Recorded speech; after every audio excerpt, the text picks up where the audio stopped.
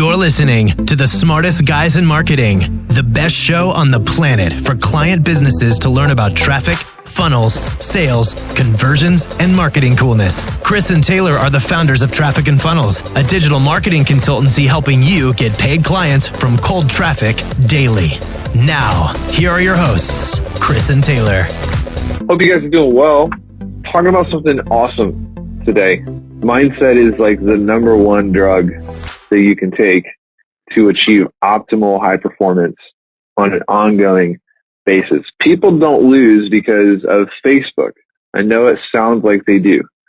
People don't lose because tactics go out of style. People lose because the way that they think breaks. Like a car, if your engine breaks down and you never fix it, you're going to continue to be stuck in a suboptimal, lower performance engine than if you would just take it and get it fixed. And the beautiful thing about mindset is a lot of times you can actually preventatively take care of it. It's like some people are just like, man, you wouldn't drive a car and never change the oil in it and wait for your car to explode. But so many people are trying to build a business and they're trying to achieve things, but they're not really taking care of the components that produce growth. The way you think about yourself, the way you think about your business, all of the above. So mindset, this is like an amazing vitamin that you can just stock up on. All right, cool. So today, the title for today is, I'm going to actually tell it to you early and then I'm going to backtrack. Winning requires losing. The title of today, Winning Requires Losing. And don't get depressed because I'm actually going to explain it to you in a way that makes sense. I have observed, Chris has observed, that the most dangerous emotion a high performer can experience is fear. Fear.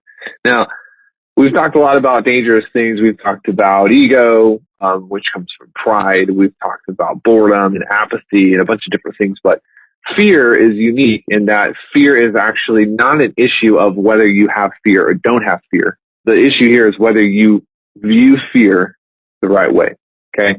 So there's a great book, and I actually don't recommend this book to many people because it will confuse you. If you're not willing to like sit for hours pondering like the existential nature of life, it's probably going to stress you out.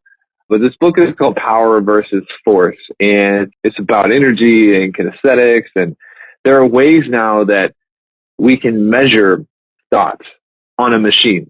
Like we can literally scale, like graphically scale out your thoughts. You sit down and we can actually graph what energy is coming from your brain and see on a graph, here's what kind of thoughts you were thinking. You know, this person's thinking fear. This person's thinking pride. This person is thinking love, or this person's thinking whatever. And it's amazing breakthrough that we can even do that to begin with. But the implications are way more serious. And, you know, as a kid, I may have told you guys this before, but I have 3 uncles who are chiropractors. So growing up, I was always in the chiro's office. I was always getting adjusted. Now, one uncle in particular, his name was Uncle Lonnie, who would always like freak me out. And as a kid, being like a little boy, he'd have me come into the office and he'd make me hold my arm up. And some of you know, health gurus in here are going to know what I'm talking about, but he would have me hold my arm up and then he would push it down over and over. And then he would have someone come into the office and they would touch my shoulder and see if I could hold my arm up, and he would try to push it down and he wouldn't be able to push it down. And I always thought he was playing and like tricking me because I was like, you know, there's no way that like I'm getting strength from this person touching my shoulder. And, I remember like I would get really mad because I would like, he wouldn't explain it to me. He would just be like, yeah, it's because you're getting energy. And I was like, you're a liar, Uncle Lonnie, resident liar. But in studying this, what I found is that this is actually the real deal. Like energy is transferable, and it's amazing just if we stopped right there. Like if we just stopped right there and it was like, oh, you can transfer energy physically, that'd be like, holy shit, that's crazy. But what's really, really freaky is we can actually do the same thing today, like, but with what you're thinking about. You can go into a room and be like, put your arm out in front and think of your children who you love and adore, and nobody will be able to push your arm down. And they're like, okay, think of the last time you were afraid. Phew, push your arm right down to the ground. Energy is not just transferable from other people. It's actually transferable from just the actual cause and effect of what your brain is thinking about. So there's a scale that they use, and it's a scale of 1 to 1,000, I believe. And I'm going to get some of these facts wrong. So if you have power versus force, like right in front of you, don't yell at me. Just going off of memory here. But it's 1 to 1,000, and everything below like 175 or 160 or something, they say it's not conducive to life. Your muscles slow down, reaction times decrease, your body literally turns against you. And like I said, I don't remember the exact number, but it's like 175 or something. And, they can basically like hook up a machine to an athlete, and they can have them, they call it priming. They can prime that athlete with positive thoughts, and the athlete will run, 3.7. And then they'll prime that athlete with negative thoughts, and that athlete will run like 4.4. And it actually slows your body down. And they're actually, if you get low enough on the scale, then your body will actually like turn against you, and it's harmful stimuli. We're going deep today. If you look at successful people today, one of the things that the parent, you study Jeff Bezos, Elon Musk, Bill Gates, Warren Buffett, titans, people who are literally at the pinnacle, they're at the peak. They are wise beyond wise. They seem to control the cause and effect of their own life and their business. What you kind of notice is that they seem to be almost fearless. They seem to be almost fearless. And a lot of times there are people who are like, no, they're afraid. You're going to be afraid. Just do it anyways. And I used to think this too, but after getting deep into this and studying these things, I actually think it's less of like, oh, you're going to be afraid, do it anyways. And it's more of a like, what does fear mean to you? And having the ability to reframe what fear actually means to you. Because we know that emotions are emotions, and that, for example, if you go into it, apathy, I think apathy is like it's like at 15 or something really low. Apathy is literally like the absence of caring about anything. It's never going to be conducive to growth. And fear is down there too. Pride is down there too. You've got anger that's a little bit higher, because if you're angry, at least you want to take control. Anger isn't quite as bad as apathy. But when it comes to fear, we have very good reasons for the emotion. The emotion is very, very important. And if you actually go into look at the depth of the dictionary definition, fear just means that there's a belief that someone or something is dangerous and likely to cause pain. Fear is the belief that someone or something is dangerous and likely to cause pain. But here's the thing. Let me ask you a question. Time to get some questions answered. If you're sitting outside your house and your house is burning down, there's fire everywhere, does the idea of running into that house so that you can save your furniture, does that make any sense? Who is going to do that? There's a 70% chance I'm going to die right now, but I'm going to at least save the furniture. Who's down with that? Nobody. Like, this is an example of like, okay, fear is doing its job. It is saving my life. I'm not going to go into the freaking house for furniture. Boom. Fear is a good emotion. It has helped you. Second scenario. House is burning down and your youngest child is in the house. Who's going to run into that house to save your baby? Same fear, but that fear has been outranked by a greater emotion. This is what people don't understand, is there is a hierarchy to the emotions that you experience in life. And the reason people fail and the reason some people win is because their order of priorities is different. The fear of getting burned has been outranked by a far greater motivator. And the thing about fear is that fear served the human race very well.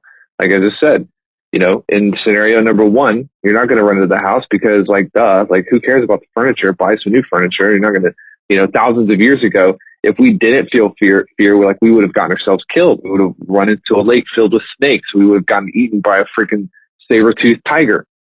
Fear induces fight or flight, parasympathetic and sympathetic responses. It makes you cautious. When you cross territory that may be controlled by like an enemy, where you could die if they catch you. If you, are sleeping, you wake up right before a tiger jumps on you. But today, our brains haven't quite evolved out of that same fear-based self-preservation instinct. I was just on a call with somebody who's in CK, and it's like, y'all, fear is ruining your life.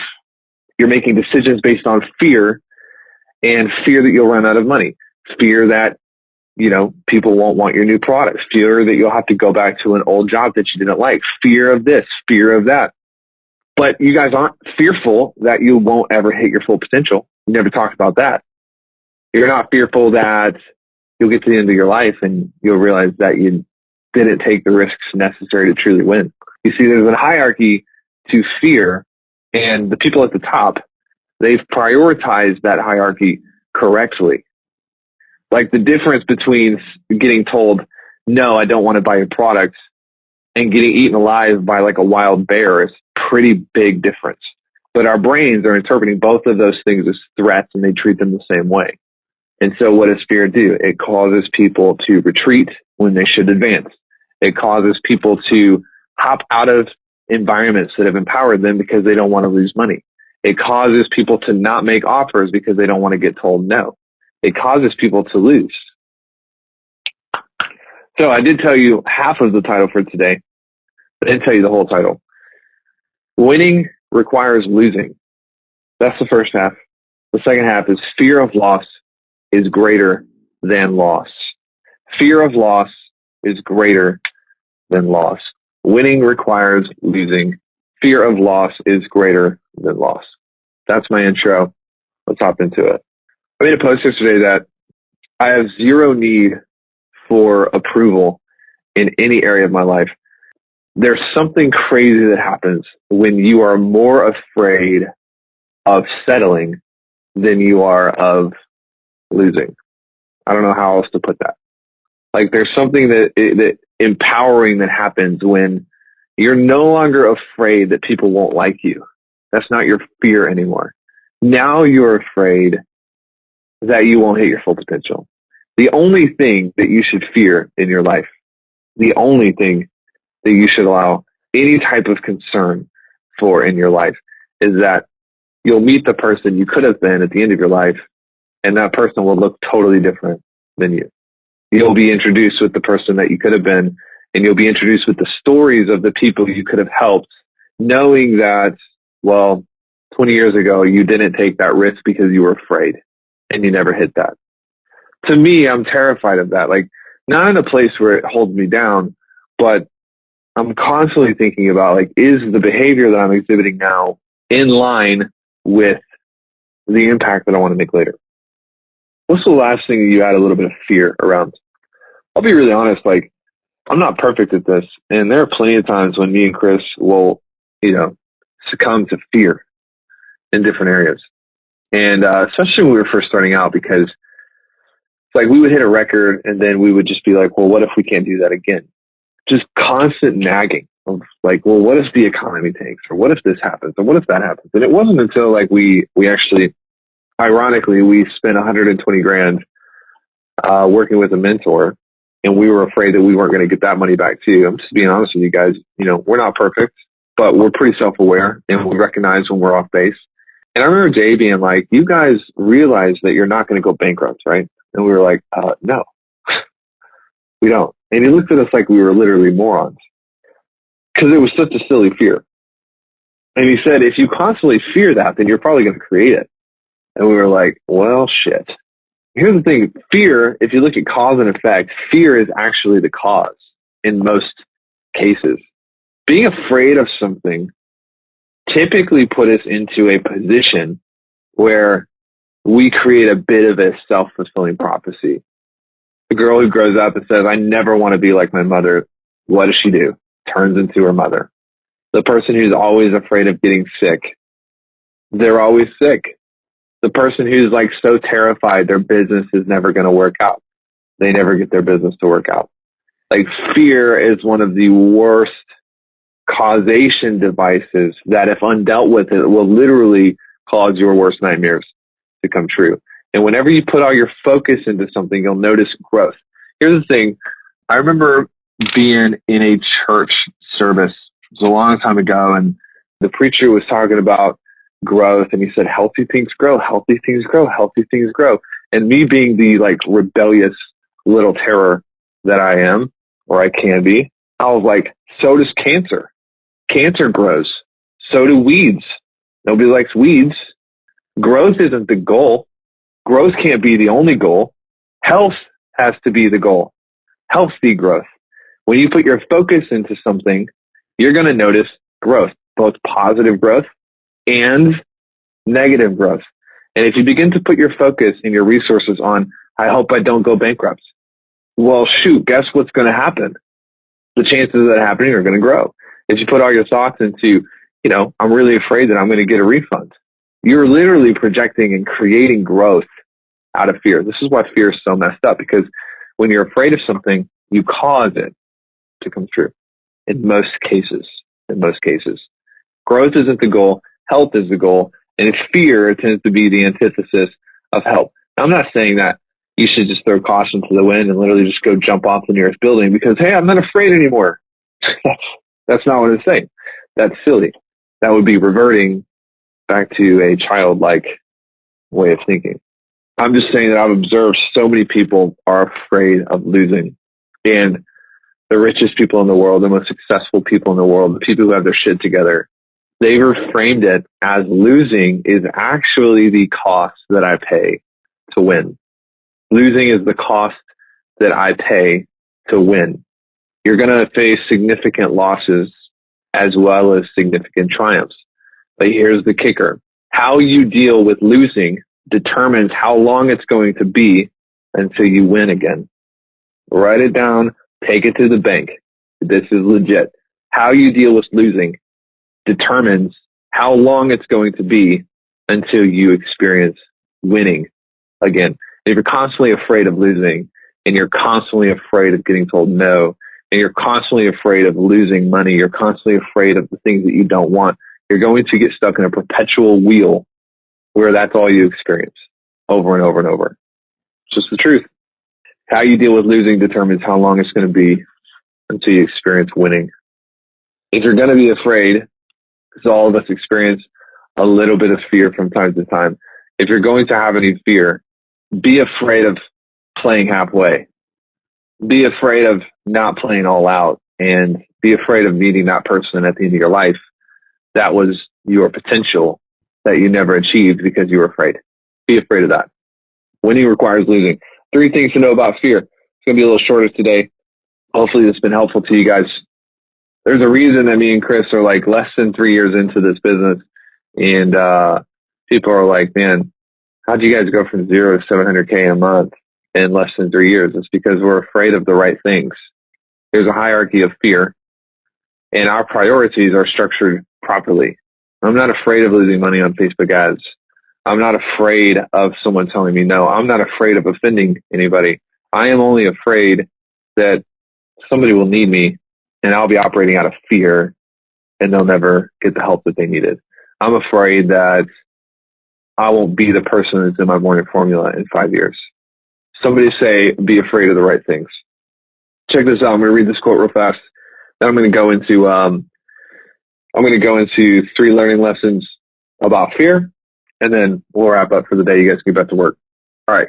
Kinesiology. Through kinesiology, we can demonstrate that if one is motivated by any of the energy fields below courage, remember earlier we talked about priming the athlete. If someone is motivated by any of the energy fields below courage, one goes weak. The notorious Achilles heel that brings down not just athletes, but also the potentially great in all areas of human achievement is pride. Pride is calibrated at 175. 175 out of 1 to 1,000.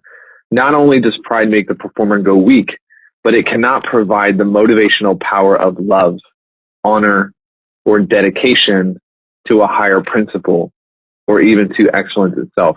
If we ask a powerful athlete to hold in mind the hope of defeating his opponent, or becoming a star, or making a lot of money, or becoming famous, we will see that his body becomes weak and we can put down his trained muscular arm with minimal efforts. The very same athlete, holding in mind the honor of his country, the honor of his sport, the dedication of his performance to someone he loves, or even the sheer joy of maximum effort for the sake of excellence itself, goes powerfully strong, and we cannot push his arm down even with the greatest efforts. Thus, the competitor who is motivated by pride or greed or interested primarily in defeating an opponent will go weak the moment the gun starts. He will be unable to achieve the maximum continued effort necessary for great achievements.